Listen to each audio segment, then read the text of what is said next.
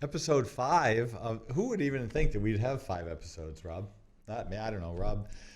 Rob said we can do it some night, and then all of a sudden here we are in episode 5, and we've got the biggest guest we have, Paul King. We have Paul King.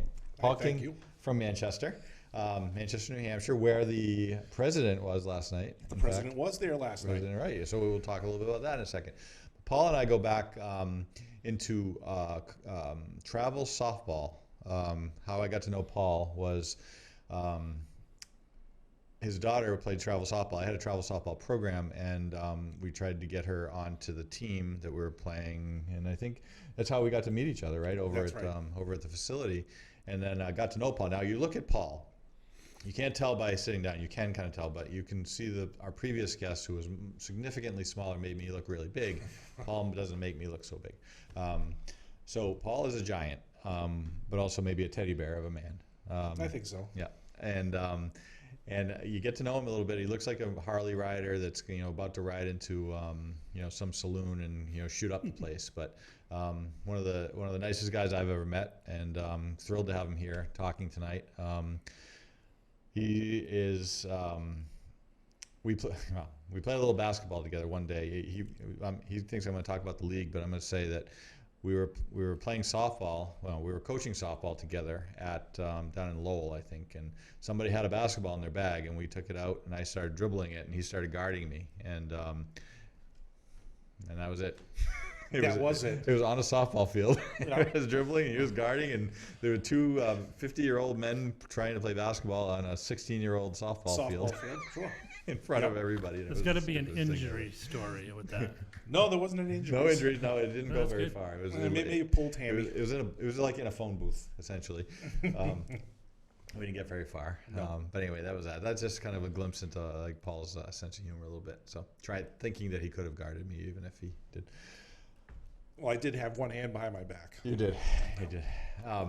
So what we do here, Rob, is Paul, what we do here is we just talk, and then things pop up. Like, I look at your shirt and I say, well, a couple things. First, I have to make a joke because when I was growing up, KSC stood for Kinda Sorta College.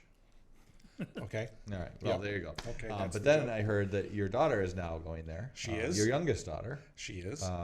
Which is, I remember a few years ago thinking, or you maybe even thinking, maybe 5 years ago, saying, not sure if she's a college type. No, I really didn't think so. And there she is. She's going to get her 4-year degree. I'm very, very proud of what she did. She's accomplished 2 years already. She made the right decision. Not so much the A student in high school. Didn't know what she wanted to do. Decided I do want to try to figure out my life. I'm going to do the community college thing, and it was the best thing for her. She had that 2 years to develop more as a student, more as a person, and now she's decided where she wants to go, and she has an actual plan. That's awesome. That she came up with. Yeah, so, that's great. And that's Paige King. That's Paige. Yes, that's my daughter. And then you have another daughter, Allison. Allison, who unfortunately for Paige, who didn't get to know me as well as Allison did. Allison is my favorite of all the Kings. Oh, really? Yeah. You are not her favorite Cardello. Isn't that interesting? Yep. Because I have a daughter that's her age. Exactly. Yeah, I think enough. That's okay. I'd be the second favorite Cardello. Maybe. And she is going to Boston College. Boston College. She's going to be an Eagle. She's going to fly with the Eagles. She is going to be an Eagle. She was a Quinnipiac Bobcat. Now she is a Boston College Eagle. Awesome. I know she's psyched about that. I saw she had a Snapchat about going to grad school, and very happy. Very happy. A little disappointed that it's going to be online rather than in person, but it is what it is nowadays. So, a hot topic right now is COVID-19. Maybe not as hot as it was in April, but it's still here, and we're still dealing with it. And college kids are going back to school now, and some are, in fact, going back to school without even leaving their house. That's right. So you mentioned earlier off camera that Paige is experiencing college life. So she has gone to Keene State to be in a dorm, and that's right. She moved in this week and experienced college. But Allison, who cannot, she would probably love to be on that BC campus as a grad student. Absolutely. But she can't because they're not letting her. No, the city of Boston has decided that the students will learn from home for the first semester. Yeah, that does. I mean, I don't know. That's a pretty hot topic, certainly at all levels of education. But what do you think about that? The whole COVID thing has got me. I change. Yeah. At this point, my hands are up in the air. I don't even know what to think anymore. When it first came out, it went along with all the guidelines. But I think probably as time goes by, you start to doubt what you hear. What you hear is the truth. What do we do? And I think, especially listening to her, she's a very good student. She just honestly does not feel that she learns the same, or she gets the correct education via doing an online thing than she does in class. And I think she's very frustrated by that, and rightfully so. Probably not just for the experience of being able to be down in the city, but she just doesn't feel like she's getting the full value. She's getting the full value. Yeah. That has nothing to do with tuition or anything like that, but you know what I mean? Sure. She's just, sure. It's not the same experience, and I think that's the way I feel now, even going through all the public schools and stuff too. The kids I don't think they're being educated. Yeah. Oh, well, I mean, that's a thing in itself. I remember I finished my my bachelor's degree in 2008. I was a traditional college student in the late 80s, early 90s. Finished my degree over about a 14-month period while I was coaching college softball at Tufts. I was going back to school at Southern New Hampshire University. I needed I don't know, I guess it turned out to be about 30 credits or something to graduate. So I did that. Most of the classes I took were online, but I did take some in class. And I'm talking now, this is still 12, 13 years ago, and I'm sitting in class and I'm thinking to myself, and because we'd have open discussion with the professor, and people would have their thoughts and things, and I'd be listening. I'm like, all right, these kids are sophomores or juniors in college, and they're out of high school, and I'm thinking that what I learned in high school back in the 80s is more than what they've learned through 2 years of college. And I'd see it on, people, they'd be sending, papers, and we'd have to collaborate. We'd have to look at somebody else's work and then add to it, and so on and so forth. And like, a lot of them can't even form coherent sentences at the college level, and they're still going to probably get a B or an A in the class because they gave the right answer on something. And education itself is not very good at it. I was talking to Haley is my daughter, the other day about it a little bit, and we were talking about how we as kids are brought up to pass the test. That's how you get good in school, is you pass the test, or you get an A in the test. It's not that you really learned it, you memorized it. You memorized what needed to be on it. So the biggest question in school is this going to be on the test when you're learning it? So if you get everything else, just if it's on the test, you got to know what that is. And I think what it sounds like that you're describing about Allie is she learns by seeing and adapting and understanding what's happening and how to be able to maybe zig when she could zag, and so on and so forth, and really just kind of understand. There aren't a lot of students like that. Those students are going to be the most successful people in life, and whereas those who those will have doors open. If they get all A's through college because they memorized everything, they did okay, they're not really contributing to the overall good of the world, in my opinion. And so, well, I think you touched on something important there when you mentioned when you're in a college class. I think in the college experience, hopefully by the time you've got to that point, you've learned everything that you need to learn as far as life goes. But I think the real experience in the college is being able to collaborate and discuss with your professor and the fellow students, especially if now in grad school she is psychology degree. I think that's where the real learning or the trading of ideas will come, when the face-to-face discussions that you may have with one person in particular, the professor or a group of people, and it's just, you can't do that well on Zoom. Right. It just doesn't happen. A lot of times the boxes on the Zoom, there's a blank screen because someone's doing something else. They're just listening in. Yeah, they get caught sleeping, or somebody walks behind them naked or something. That's all happened. That too. I've heard of it. Rob did that once, and he mentioned it to Keith Buxton, I think. Yes. Yeah. I promised him I would jog by his house without my shirt on. Well, the thing that's interesting is he's half naked now. So. That's true. I'm not wearing pants. That is interesting. That is very interesting, in fact. Not so much for any other reason than I can't see him because I'm looking this way, thank God. So the coronavirus, you touched on something earlier. You mentioned, what do you believe?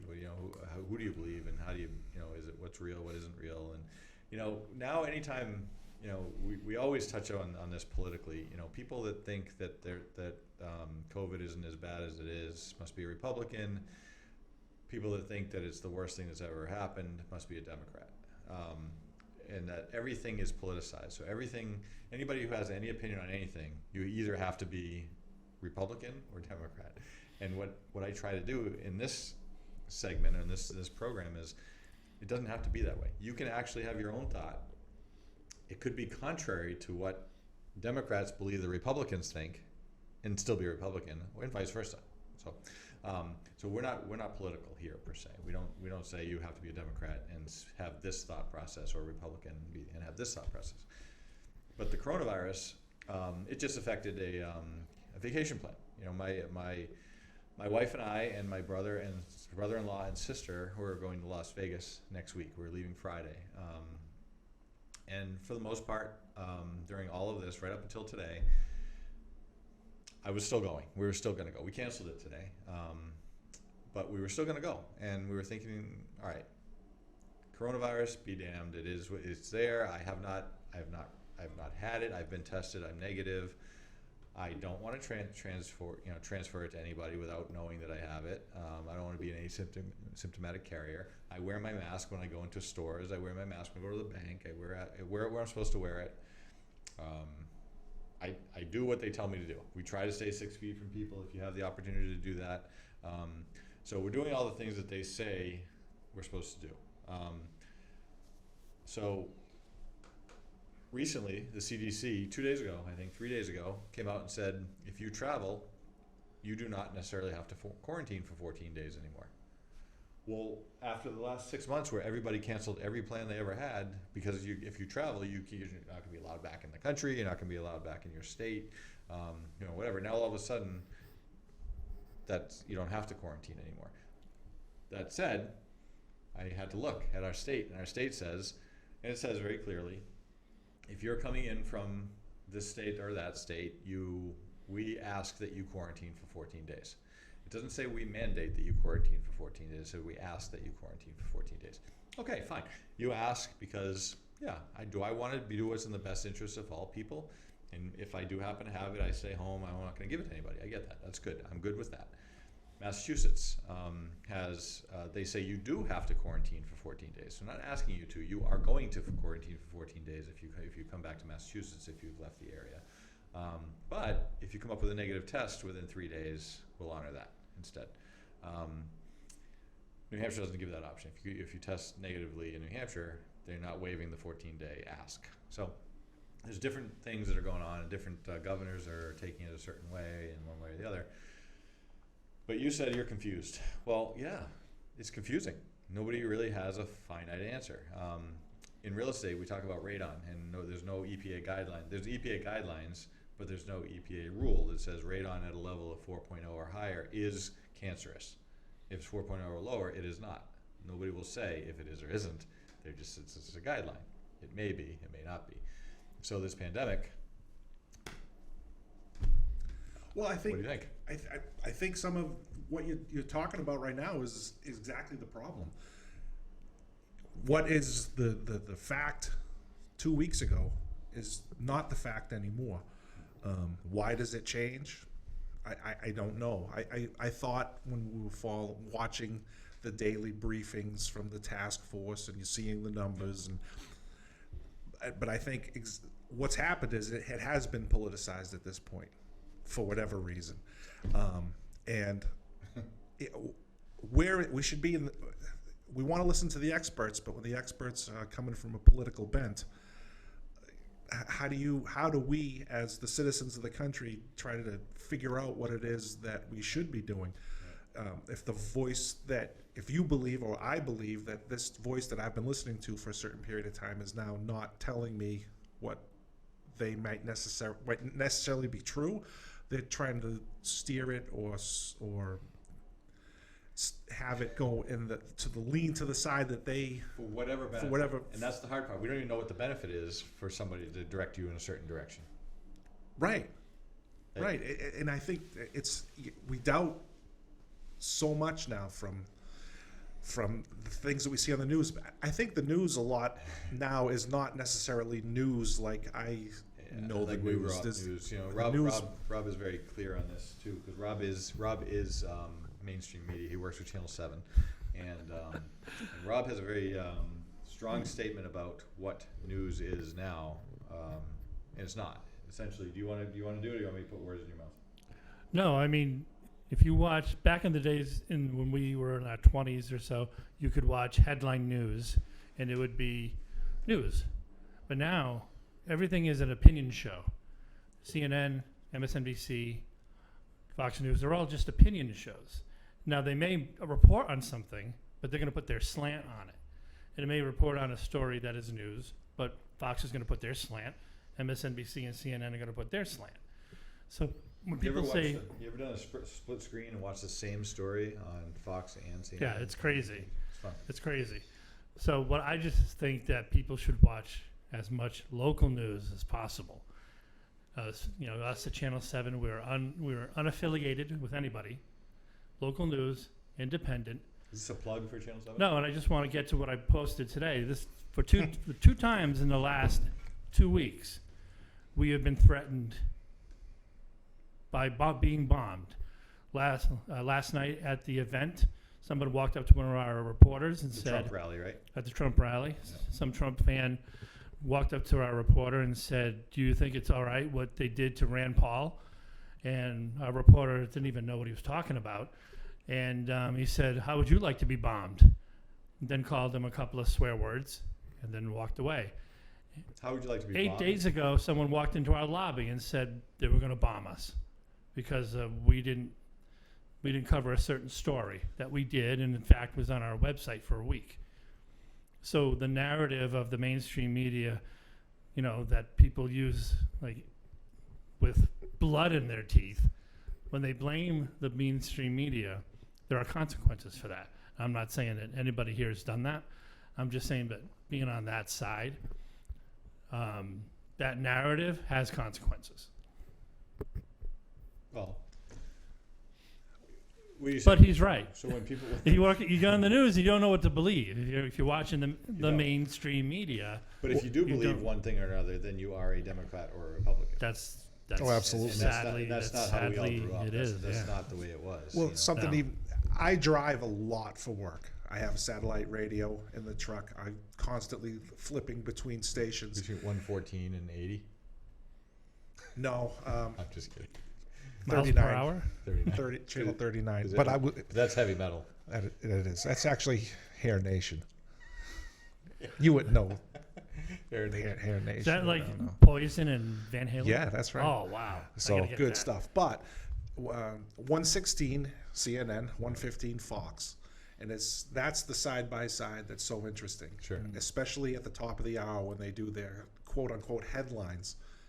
You can listen to them tell the exact same news story, and it's not the same story at all. Yeah. It's amazing. So what I have found in that, and again, I'm going to get criticized for this from my loyal followers, but when I've listened to, I usually 114 is Fox headline news, or 115 is one of them. This 114 and 115 are both Fox, and then I think it's 116 and 117 or CNN, or 112 and 130. I can't remember which one it is, but when I do that, and I do it on purpose, I do listen to both. I listen to both MSNBC and Fox,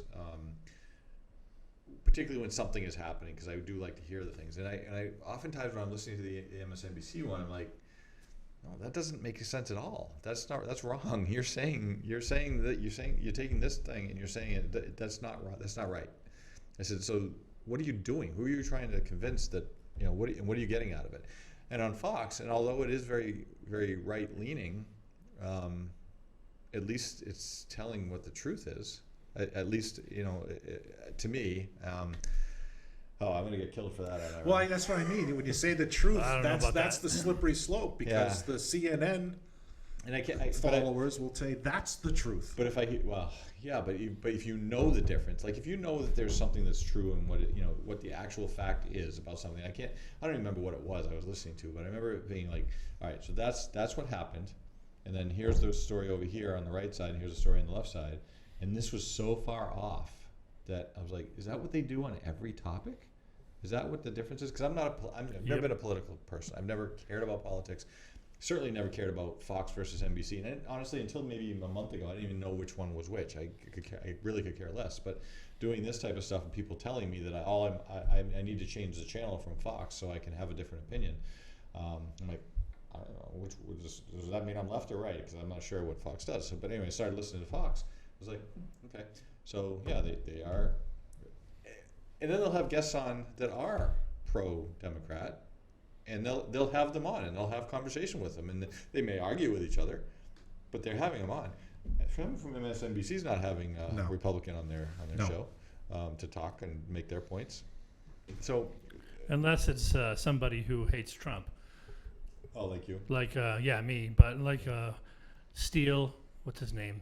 He used to be the GOP chairman. Steele, not Remington Steele.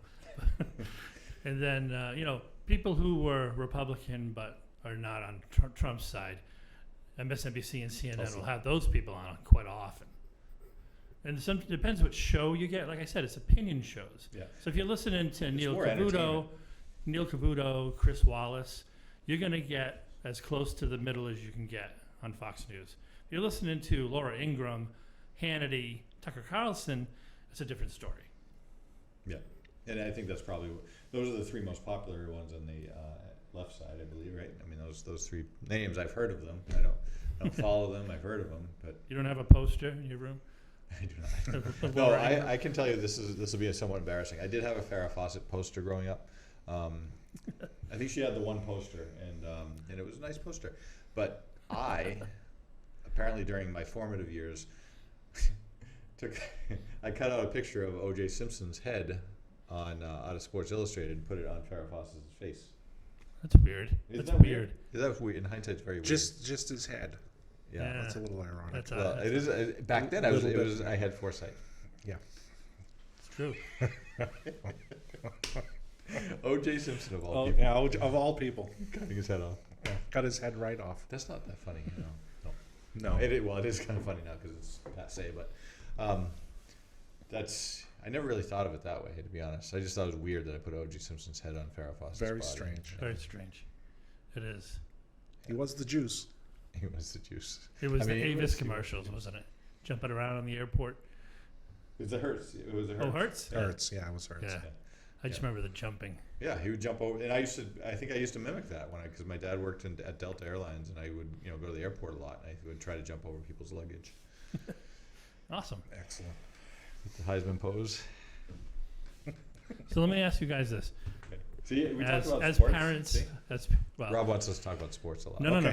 This is something that happened this past week. On Tuesday, the press conference with Sununu and the health. I think her last name is, I don't even know how to pronounce it, Chabet or something like that. They came out and announced that they had daycare outbreaks, but they didn't tell anybody. And they give us the most detailed information right down to the town and how many cases every single day, yet they left this out. And I'm a pro Chris Sununu guy, but that just angered me because a lot of school districts made their decision on how to go back to school based on stats that there were no daycares with outbreaks. And then we find out, there were. There were, but we didn't think it was important to tell you. What do you think about that? That's a tough thing. Now we get into what do you believe about COVID-19. I think what constitutes an outbreak? 50% of the kids, 60% of the kids, or does 5% of the kids constitute an outbreak? And then what does that outbreak actually mean? They're COVID positive, coronavirus positive, or they're actually sick? from what I've figured out with this COVID thing, or what Good I've luck. tried to reach, yeah, exactly. As far as how it affects the youth and the kids, they get it. They can bring it home, which is a scary thing, no doubt. But we hear the word outbreak, and I think that's one of the issues. Everything's an outbreak. Everything is. We hear the term super spreader, outbreak, and an outbreak isn't. What does that mean? Outbreak. Yes, what you said, that term outbreak. Yeah, that was what they said. And I don't think it maybe would have changed minds as far as how to go back to school, because it wasn't a ton of daycares, but trying to hide it was bad. I don't think it would have changed anybody's mind. So, But why hide it? Where's the transparency there? They must think it would have been hurtful or harmful to say it if they hid it. Why hide it? And that's what angered me, was the lack of transparency. I don't think districts would have changed their minds the way they're doing things, So but that angered me. you're saying the word hide it. You're saying that the government hid that specific information, and if they It wasn't on any of the all right, but things did that they they sent. purposely hide it, or did they just not think it was relevant? They said that from the beginning, we said that we weren't going to talk about outbreaks in daycares, which is not true. But any kind of, it's only because when you go on their website and you get the information, it is so detailed. And then all of a sudden, they don't show that. That's what makes it a little fishy for me. I didn't see this. I didn't see this interaction between the governor and. I didn't see this report, but Was it a press conference? Yeah, it was the woman. Yeah. It's on my Facebook page. Yeah, I think that's where I saw it. I mean, I guess if it was discovered by somebody that they did have this information and they willingly didn't bring it forward, then that's a problem. I think when we were talking earlier about the extreme left, the extreme right, and somewhere in the middle, I think it behooves us as American citizens to try to take as much information as we can and arrive at our own conclusions somewhere in the middle, beyond just the extreme right and left political bent. And the only way we can do that is to have all the information. So if that was actually the case where they, quote unquote, hid it, that's a problem. I tend to. Now, Rob's wife is a teacher, and she's way smarter than he is too. But Oh yeah. but she's also. I think married that's- up. I think we all married up. Yeah, I that's true. outkicked my coverage, if you put a football term. Absolutely. That's a good one. I like it. So I think that you're a little bit more well versed on that particular topic than others in that sense, because she is, and you have kids in the school system still right now too.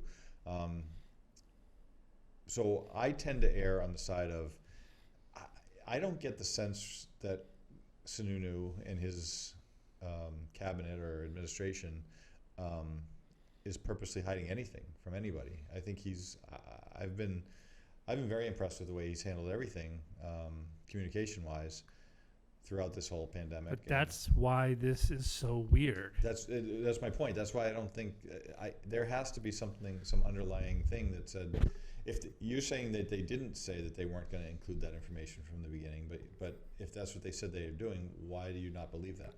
The thing was, the question leading up to her answer was very vague, and it didn't say, "Hey, you, I knew that there's outbreaks, and you didn't say anything."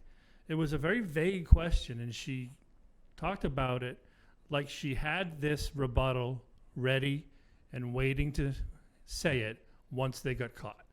That's what it seemed like. Mm-hmm. And I don't know, they must have thought it was going to be something that was going to like throw a wrench in things. Otherwise, why not be completely transparent?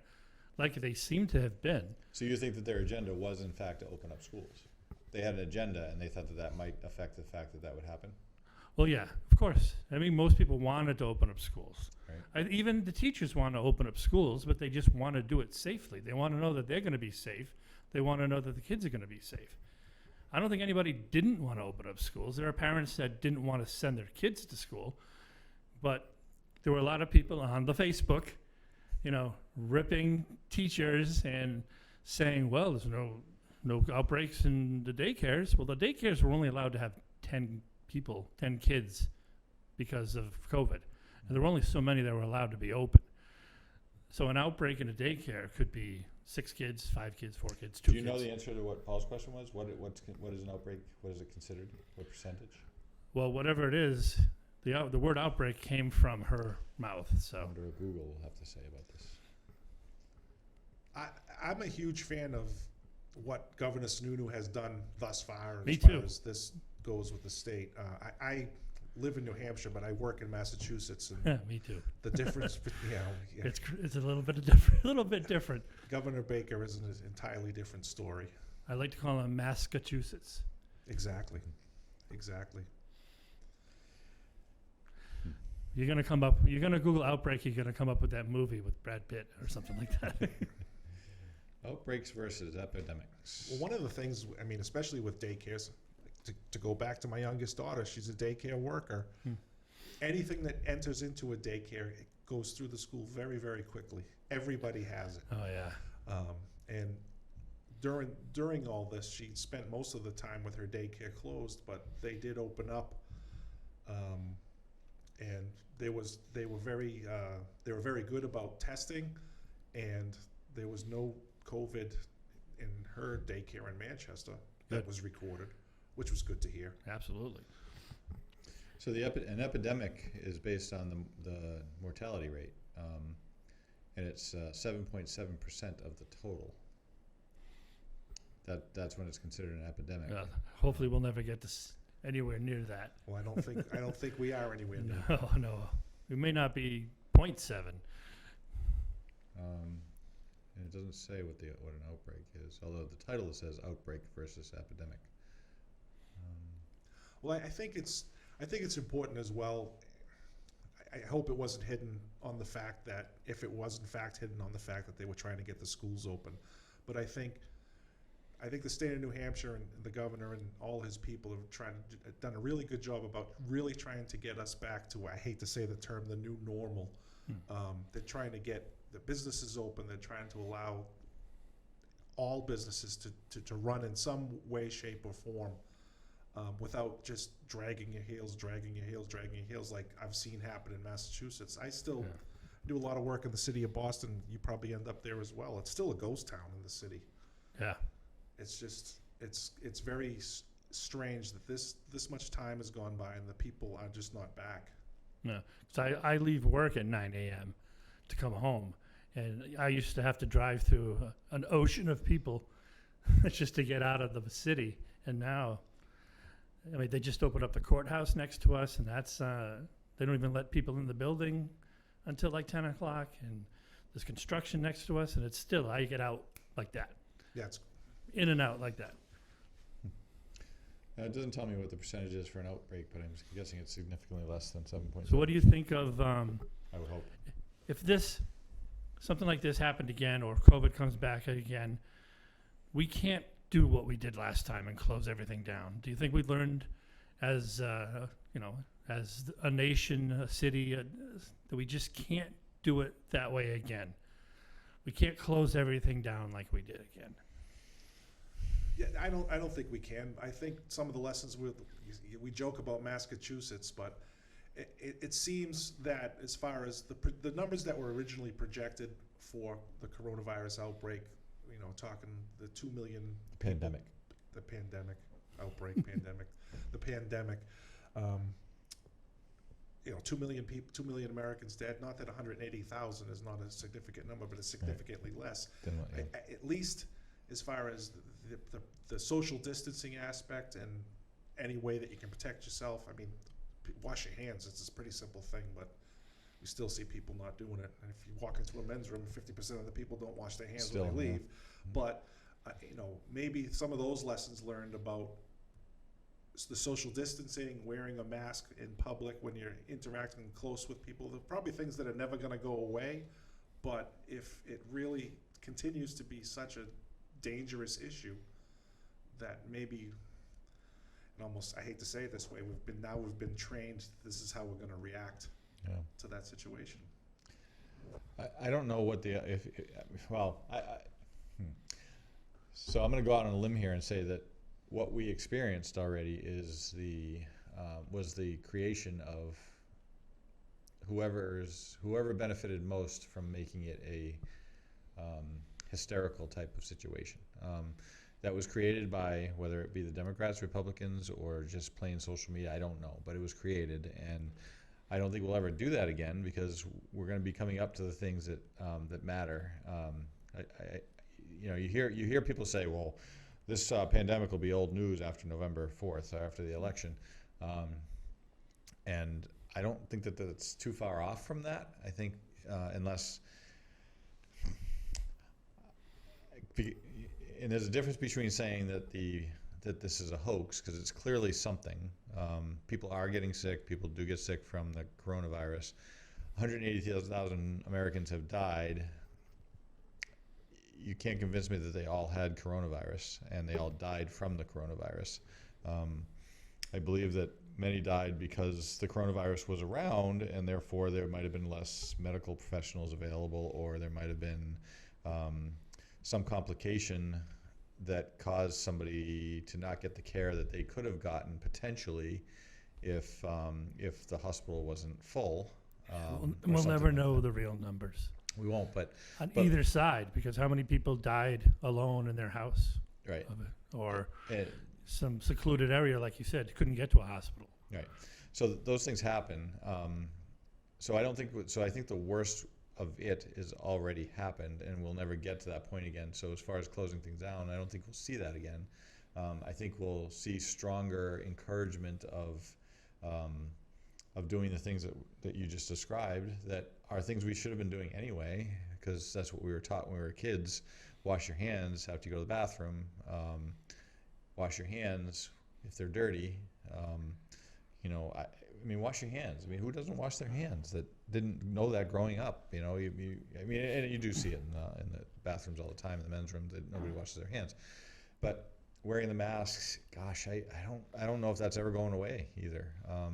And how do you convince somebody that you don't have to wear a mask anymore after being told that if you don't wear a mask, then 2 million people are going to die, and it could be your grandmother, and it could be could be me. I have diabetes. I have asthma, high blood pressure. I get the trifecta. One of the things too, there are people that are legitimately afraid that they're going to die from this. You drive down the highway and there's a person in their car wearing gloves, and a mask alone. That's a person who's legitimately afraid. Yep. And that's scary. You see that a lot in Massachusetts. It would be scary to think that way, absolutely. And if you thought that way, it would be very scary. Is it scary to you that you think you might be missing something that they know? I think early on, when the pandemic finally made its way here in late March, St. Patrick's Day, I was adamantly against it, but then I saw so many people reacting so strongly that I actually said that to myself. I think I'm missing something here. Yeah. I don't feel that. I don't feel that way now anymore. But these people, they're scared. There's people that are scared. There are. Haley has a college teammate that has not left her house since March 6th or whatever it was. Hasn't left her house, and isn't going back to school. We have an employee, Jen, who has an immune deficiency. She can't come back until there's a vaccine. The doctor pretty much said, don't go back to anywhere until.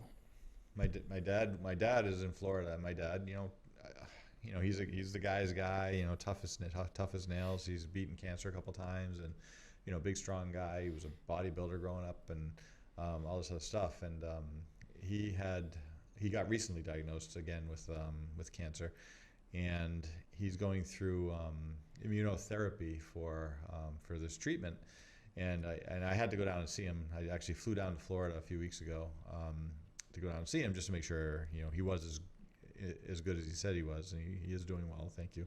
But he tells me, and this is hard for me. It's a little hard for me to hear because he says if we go to the grocery store, him and his wife, they go to the grocery store now. They bring their masks, they wear their masks, and if they look and they get in the parking lot and they see people not wearing masks, they go home. They don't get out of the car. And to see him scared of that it's a statement for sure. And I can't minimize it. I can't say to him, Dad, I said, come on, you got your mask on. If something's out there, you're just going to be protected, if you get it. So I don't, but he's literally feeling that if he gets it and he can't get his treatments because he has COVID, he's going to die. And I hear that, and I believe that. And I think I do think people have died because they haven't been able to get their treatment because maybe they had COVID, not because they died from COVID, but because they couldn't get treated for something else or whatever it is they were dealing with. And but that being said, I don't think that we're ever going to be back to where we were back in March and April when everything gets shut down for a period of time. Although I did catch up on all of Netflix and all of Amazon Prime Video, and so that was good. Yeah, you have to keep doing it too because they're not making anything new. Nobody's making anything new. There's nothing you can do. You can't do anything live. What do you think? On a secondary note, so professional sports didn't happen for a while because of the pandemic, and then they came back. And for me, somebody whose live reality television is in fact live sports. That's all I care about is watching reality television as in the form of live professional sporting events. The last two nights, Thursday night, Friday night, they didn't play because they were protesting. They're protesting a black man being shot 7 times in the back.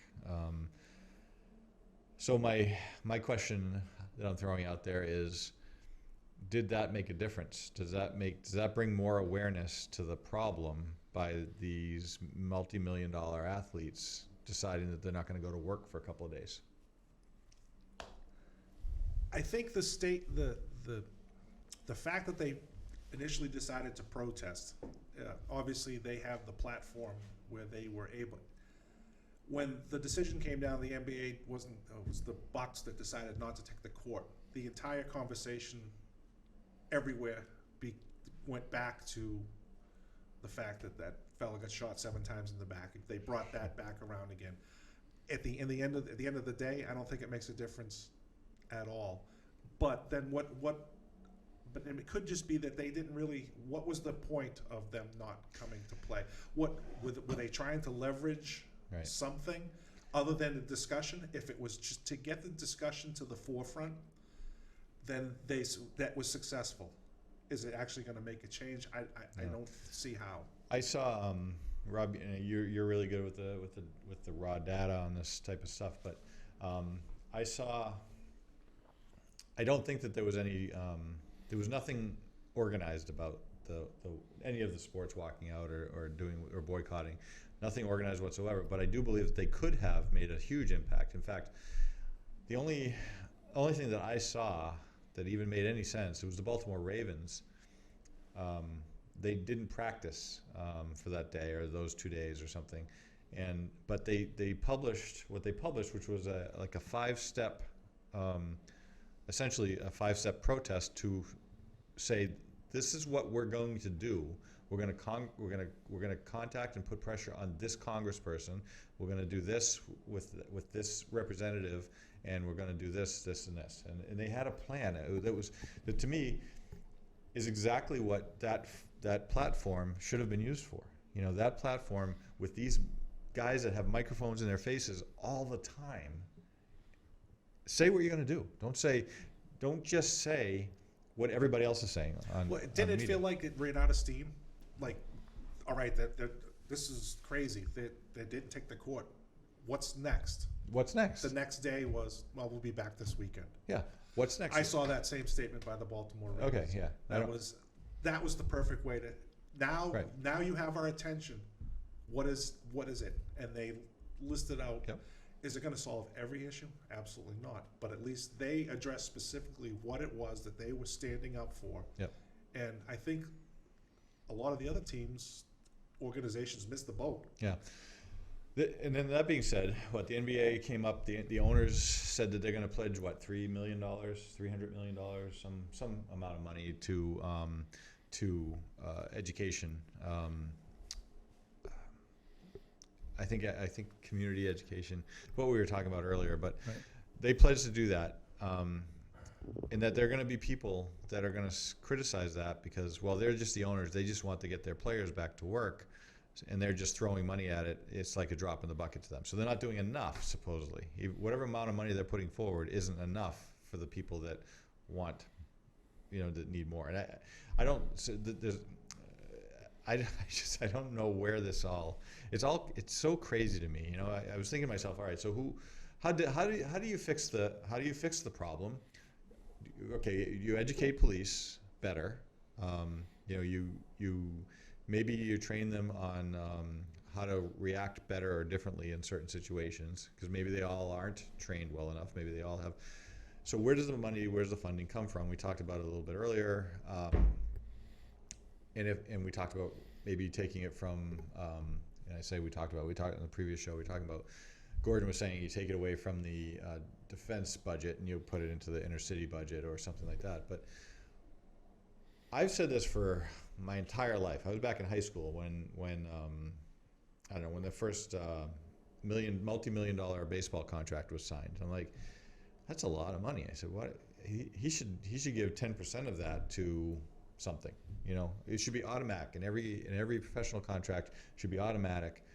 X percent is going to something to benefit the greater good of the world, or the country, or the community, or whatever it is. Because the amount of money that a professional athlete earns compared to somebody else, the normal person, is astronomical.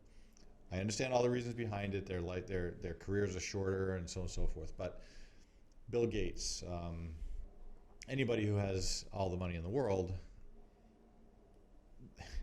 and this borders on that Democratic side versus Republican side. If you have all the money in the world, you are giving money. You are doing philanthropy, and you are giving money to things that you believe are important. So why do other people have to dictate where that money goes? And I catch myself all the time. I think, J.J. Watt did it with Katrina. He raised $30 million in a weekend or something like that. Just by getting his buddies involved and people that had money. That's great. But couldn't that be done with every professional athlete? Can't that money, and then couldn't they be funding things to make things better? I say yes, but why do I have to be I'm like jumping on two sides. He's talking himself out of his own point. I'm talking myself in and out of it actually as I go through it. Well, I don't think anybody could tell anyone that they have to do that. But I also a lot of these professional athletes do a lot. They do a lot behind the scenes that right? isn't published, nor do they That's want what I was it getting published. at, to be honest, they do it already, and they have the opportunity to do that. Right. Yeah, when you talk about these $100 million contracts, it's just an astronomical amount of money to most people. But they do. You hear the stories come out that so and so did this and so did that, but I don't think you hear everything. Do you think so I guess going back to the point here, so couldn't they have used the particularly the NBA players, the LeBrons of the world? LeBron is probably right there at the top, but let's use Michael Jordan as an example. If he came out in the last 3 days and said, I am going to personally get my network involved of people who are very similar to me, and we're going to do this, and we're going to fund a program to make sure that all children in the inner city in Chicago, Boston, LA, whatever, have after school programs that allow them to go to and do whatever, something different than what it is they're doing now. That's making them turn a different direction. If Michael Jordan did that, to me, that's part of the next answer, on how to fix that.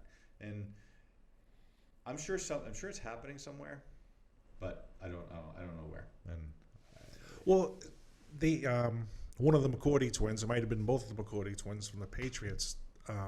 They had made a statement. They do a podcast as well, but he commented, he goes, I don't know what to do. I know I need to do something. I don't know what to do. So maybe some of the conversation that should have happened with this protest or should happen moving forward is, let's figure out what we really have to do. Maybe the problem's too big. I wonder who the leadership is for that. Who does that? Who's gonna collect all these guys and say, who has access to it all with the right idea and the right motive? Who has access to all these people to say, do it? And that brings me right back to the beginning of the first show tonight, Paul.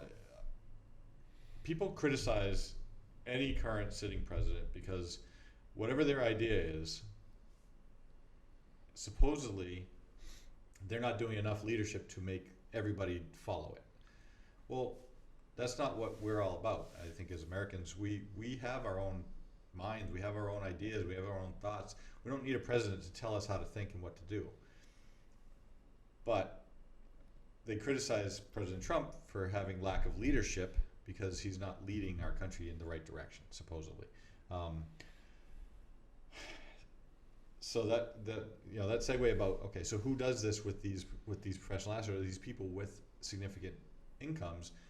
If Devin and Jason McCourty come out and say they're not sure what to do and they have significant incomes, maybe money isn't the answer, and maybe that's not, so what is it? How do we figure out what the answer is? Is it awareness? Is it education? Is it in who rallies it? First and foremost, it has to be discussion. There has to be a discussion. Yeah. And get back to the extreme left and the extreme right both think that they have the right idea. I don't think that's true. I think at the end of the day, they know that that's not true. But a total unwillingness to even have a discussion. They're so vested into it. They're so vested into their agenda that they can't possibly meet in the middle.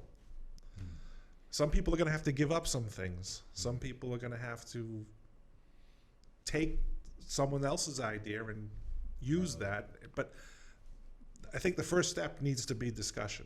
Yeah. A reasonable and rational discussion. That would be good. R&R. Wow. It's a good way to wrap it up. I would say that's a good segment. That's okay. That's it. That's it. You nailed it. All said and done.